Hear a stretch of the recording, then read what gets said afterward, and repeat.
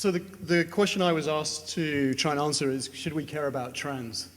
And my answer to that is, well, kind of. This is a trend report. I got a copy of the sort of summary here, and it's telling me that nothing particularly interesting. I think I kind of know all this. The supersaturated society is not necessarily a new concept. And if I can go to a DVD, this is where the technical trickiness comes in.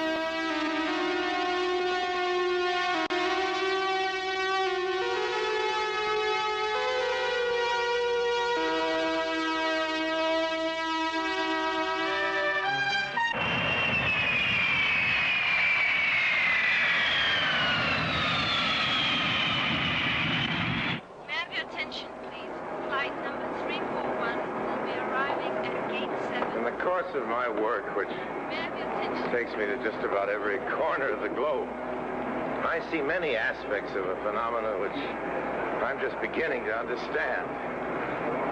Our modern technology has achieved a degree of sophistication beyond our wildest dreams, but this technology has exacted a pretty heavy price.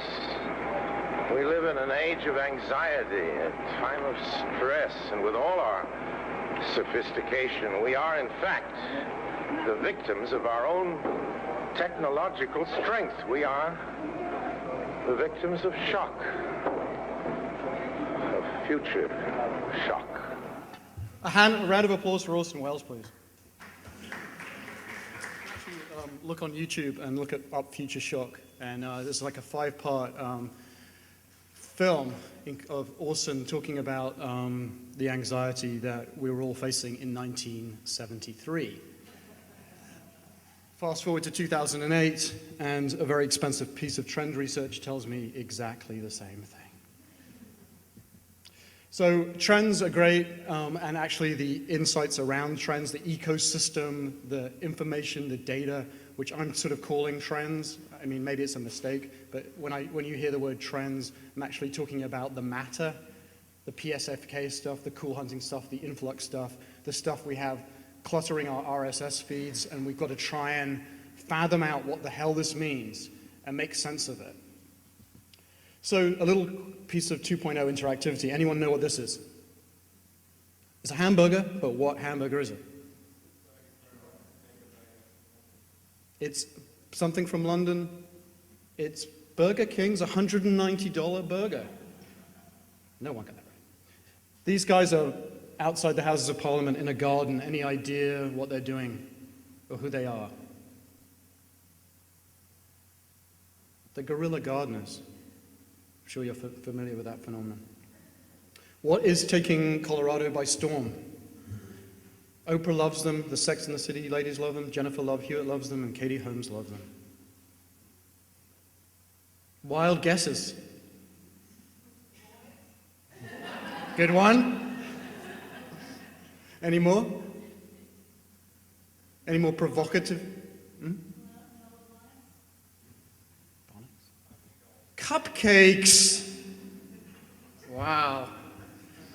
It's all fascinating stuff, and it's all out there, and we've all got to try and make sense of it.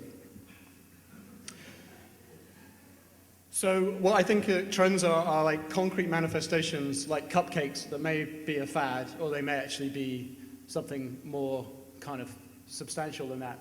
Maybe a trend. There may be these things we call themes, attitudes, and values that we can track over time and look back and look forward and see how things are moving. That to me is the sort of important stuff, but you've got to make that connection. So I decided to approach the whole idea of this talk looking at it from a creative perspective, saying people in my job, I'm an account planner, there are a lot of account planners and strategists and people here who have to brief creative people and have to make them interested in stuff. How do they get their inspiration? So if I understand how they get their inspiration, maybe I can package all this stuff up in an interesting enough way to get them to pay attention, because we know how hard it is to get creative people to pay attention. So I like this quote from Pablo Picasso. The idea that the artist is kind of like a sponge, that he or she is really picking up information from absolutely everywhere. So the competitive context of what we're trying to push our information out and our insights to artists and creative people who are just sponges and picking up stuff from everywhere. So it's quite competitive trying to get on their radar screen. In fact, maybe we're competing with flowers. What I mean by this is, if you look in Dubai at the world's tallest building soon to be constructed, the inspiration for that building, for the architect, is a flower. Okay?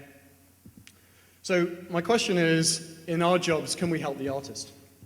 Well, what I tried to do was create some inspiration themes. Now, what I'll do is go through each one of these and show you how I think trend insights can connect and be a little bit more interesting than just having flat reporting or flat presentations.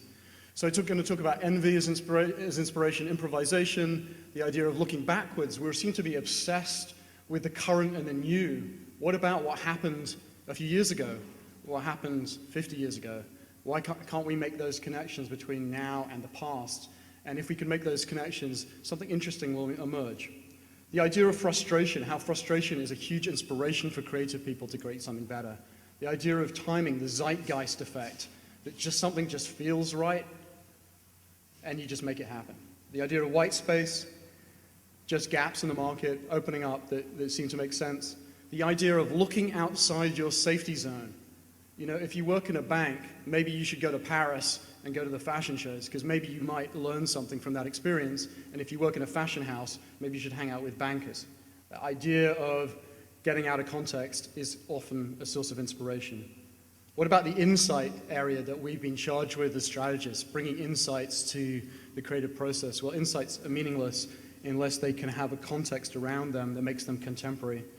And finally, combinations, the idea that different trends combined together or different forces combined together can create a powerful new idea. So the first one is envy, and this I'm choosing particularly because I think creative people are often envious of other creative people, and I think that becomes an inspiration. I mean, for example, Van Gogh was envious of famous Japanese artists he actually copied and painted his work. The Beach Boys, the Beatles were actually envious of Pet Sounds and a lot of the recordings that the Beach Boys were making and actually copied in their own way, their versions being inspired by their envy of another artist. And obviously you see this all around on blogs. You see lots of examples that we can look at and who tell us who we should envy. But they don't necessarily tell us why we should envy them. And maybe making that connection would be powerful too. Improvisation. This is a really story that comes directly from my client, Minnie. A group of designers are making the latest version of the Mini, and they're working around a clay model, and it's late at night, and they're several packs into, 12 packs into their beer, and there's a lot of beer cans lying around, and there's one piece of the car that's missing, and that's the exhaust pipe, and that's where the beer can went on the clay model, and ultimately was realized in a full production model. So the improvisation, the idea that you have a limited resources and you take what's around you and do something interesting with it is a powerful creative tool too. Stefan Sagemeister gave a really good example of this in a talk he gave, where he was talking about how to design a new water bottle, and he was just literally doing this on the fly, you know, literally creatively thinking about this idea of improvisation by looking at the audience, seeing a zipper, and actually showing and demonstrating how you could actually design some new packaging for a water bottle using zippers. So just an example of the sort of creative process in action. Continuing the theme of zippers, Thomas Heatherwick for Longchamp, he wanted to see what the longest zipper available was for a bag and build a bag around that. So she created a customizable, sort of expandable bag out of that improvisation using a single object. So the encouragement here is, you know, people who are working with trends and trend insights, let's play games with trends. Let's just keep them flat. Let's have fun with them. Let's make them more interesting and playful. Inspiration for this is Brian Eno's oblique strategies. This is a thing he developed in the 70s with Peter Schmidt, and his real goal here was to say, I mean, if I'm in a band called Roxy Music, or if I'm a writer and I'm sort of in need of inspiration, I can go to these cards and I can find a piece of inspiration. So, for example, these were some of the things, like being dirty, or asking your buddy, or abandoning normal instruments, that were strategies that he would recommend to people. And he's still using this. He used the same set of cards with Coldplay. Didn't make a damn bit of difference.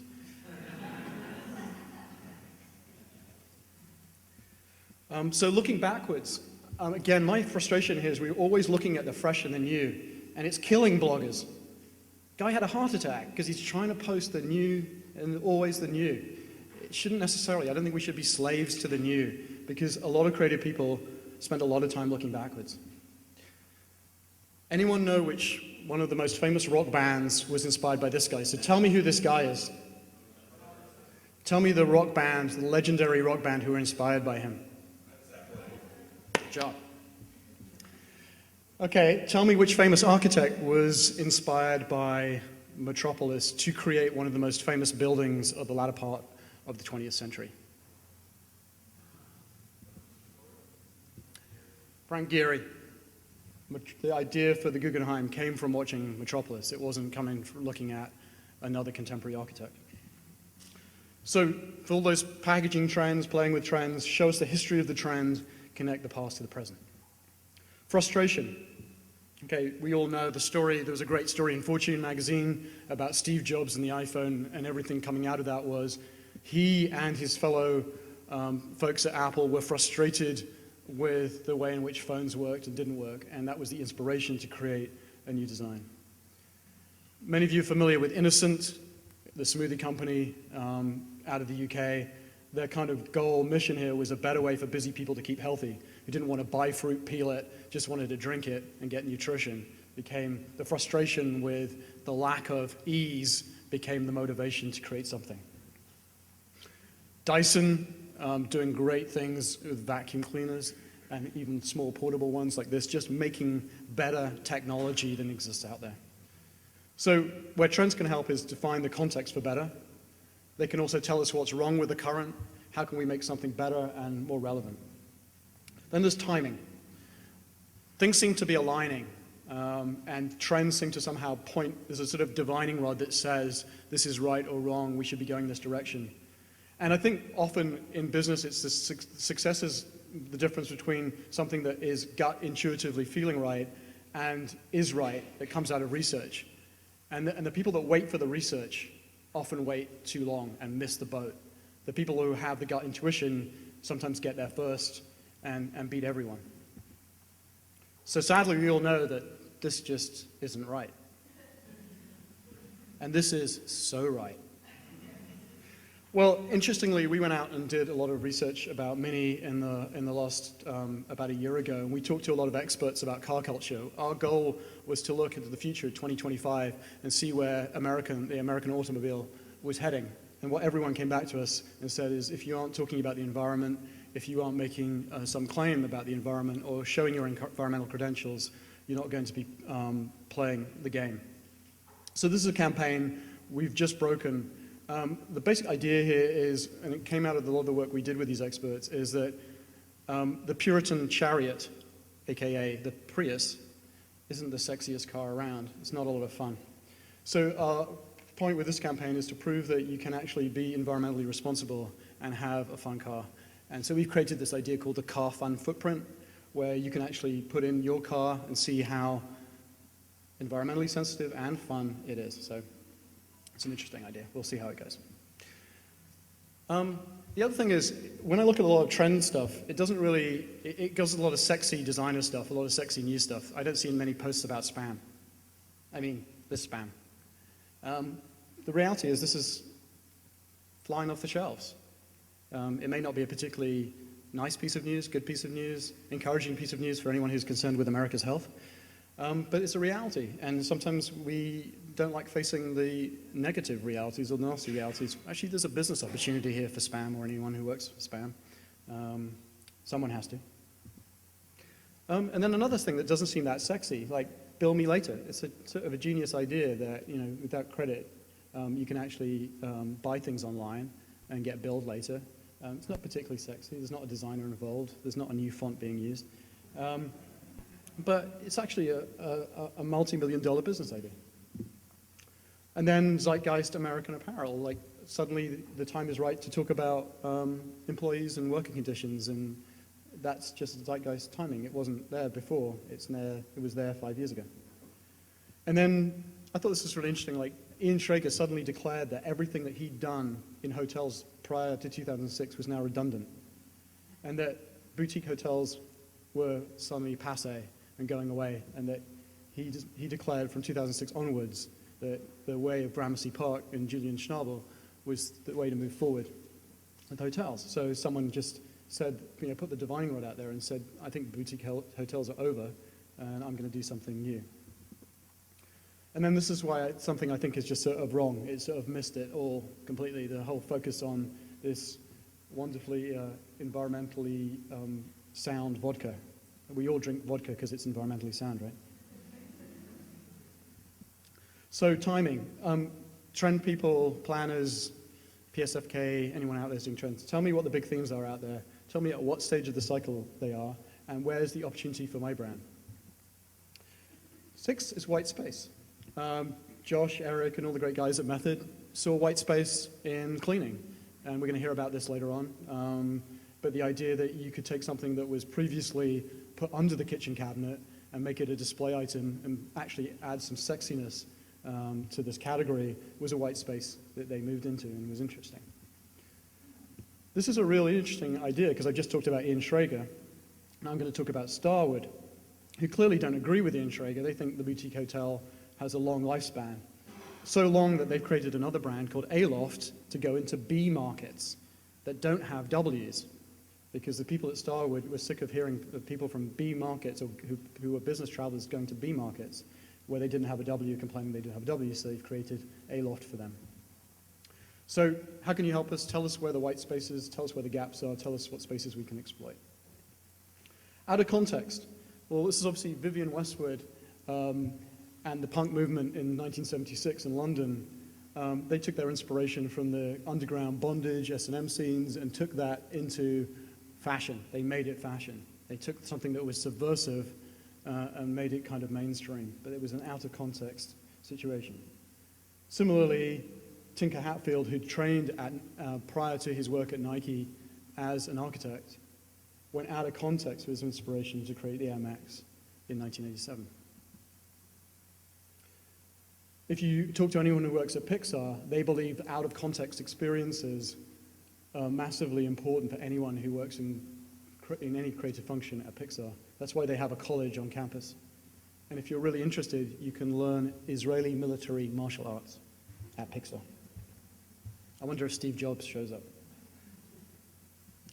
So you've got to open your eyes to things beyond your comfort zone. You've got to take clients outside their comfort zone into places where they will be inspired. You've got to take your creative people out there to experience trends in their category and outside their category firsthand. Philippe Starck, okay, he's passé. He doesn't want to be a designer anymore. He made that declaration. But when he was a designer, he lived in about 20 places a year. He had 4 homes. He spent equal amount of time in those homes, and then he randomly span a wheel and said, I'm going to live in Singapore for a week, or I'm going to go and live in China, or whatever, because he knew that he would be inspired by going to these new places and keeping his eyes open. So how can we create opportunities for our busy creative people to experience trends inside their category and outside? Insight-driven, another plug, something we did in 2004, which was Converse Gallery. I mean, the insight wasn't exactly spectacular. It was that the consumers of Converse, or the owners of Converse, actually owned the brand, not the brand itself. Well, that kind of stands for any brand in particular, but for Converse, the idea of advertising is something of an anathema. We didn't really want to do it. We actually wanted people to participate and create their own advertising. But if you said that in 1974, it would have been true for Converse, but how you would have done it would have been different. So the context around that insight becomes really important. Another great story, and I'm sure many of you know this, but the idea of what IDEO did for children's toothbrushes for Oral-B. Most toothbrush manufacturers had simply made smaller versions of adult brushes for kids. IDEO, being the ethnographers they are, went out and made hundreds of hours of videotape of filming kids brushing their teeth.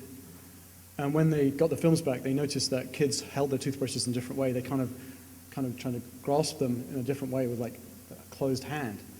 So the recommendation to the designers was create a sort of curvy thing that can be gripped versus merely a smaller version of an adult brush. So the contemporization of that and the use of that insight is important.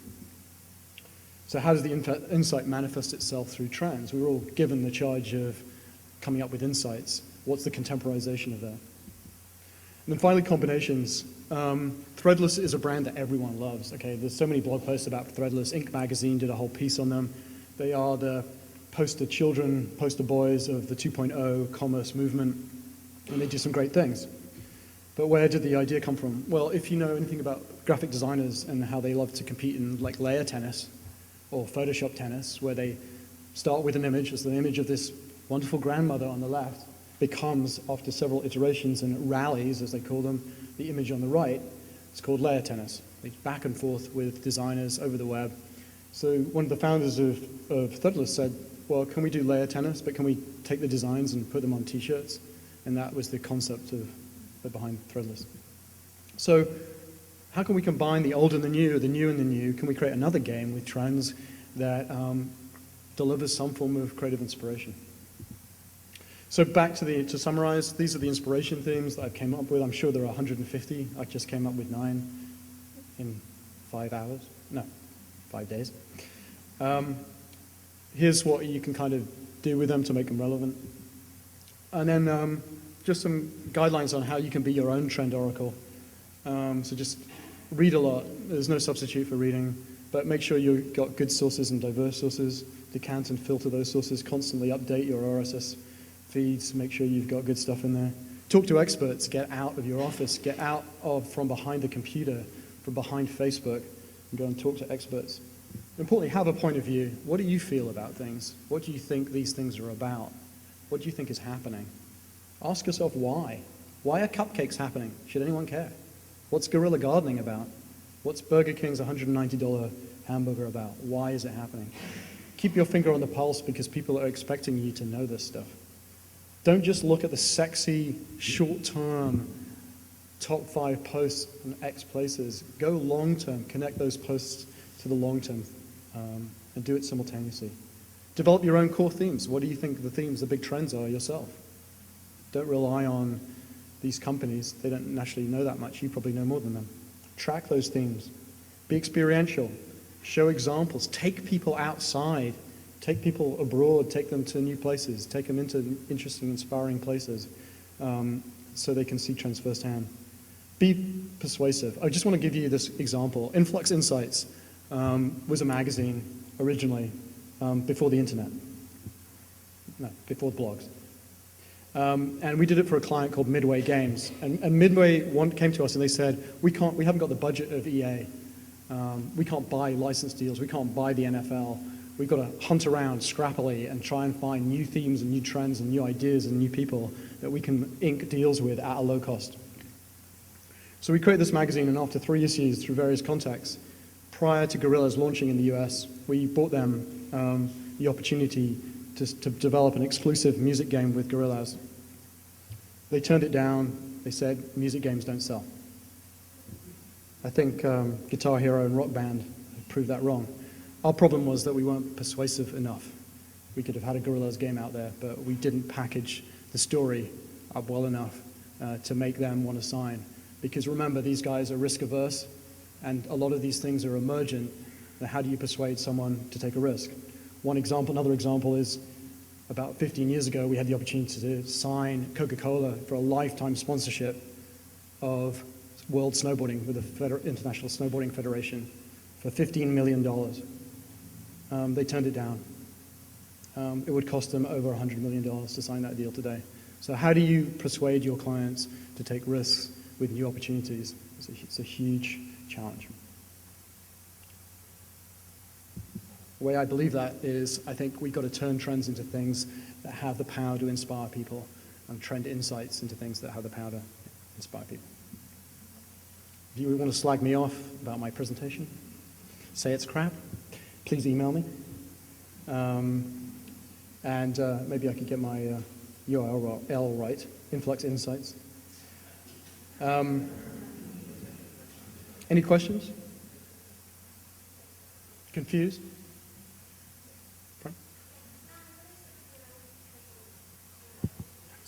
Personal core trends. You could read the blog. Seriously, read the blog.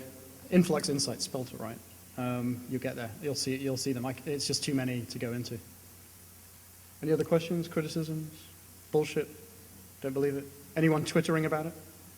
Hey, so you mentioned clients, getting clients to take risks, but you also mentioned your experience with Midway Games, and I'm wondering, why do you think agencies are so risk adverse themselves in terms of developing a product that they see as an opportunity for a client? How come agencies don't go out and develop their own products? It's a great question, and it's a really important one. I actually wrote a post about this a couple of days ago, because I thought there's an agency in town called Method, not the cleaning guys, the brand experience guys, who actually have a venture fund. What they basically do is they trade their sweat equity in building brand identity and brand experience for real equity in new technology companies. And they just signed a deal with an emergent social network meets TV platform. I just thought it was cool. It was great. I mean, you'd learn a lot from doing that, and maybe you get some bonus money back if this thing floats properly. But yeah, agencies are risk averse, and they tend to wait for other things to happen before they jump in. But I think the future agencies will be different. The next generation of agencies will be more innovative and will invest in innovation. I think they have to. If that's a good enough answer, I'm not sure. Any other questions? Good. Thank you very much.